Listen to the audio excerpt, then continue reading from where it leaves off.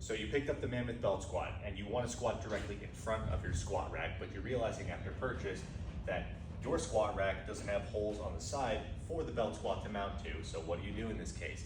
This is where you need to get a little bit creative, but we have a solution.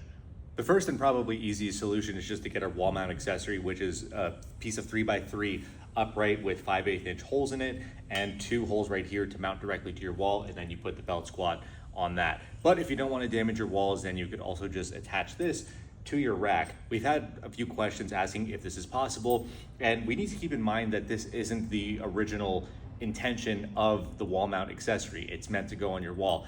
But this is sort of what comes with owning a home gym. You need to get a little bit creative and rig things out to work for your training. One other thing to keep in mind is that the bolt that we have attached to the wall mount accessory and our squat rack right now does not come with the wall mount accessory. So this is something that you're gonna have to pick up from your local hardware store.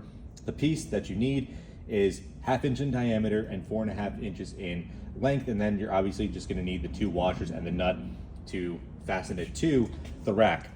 But depending on your rack, you could either use 1 or 2 bolts. One is going to do the job just fine, but if you want a little bit of extra support and your rack supports it, you could use 1 on the top and 1 on the bottom. Then once this is secured to your rack, then you just mount your belt squat and you're good to go.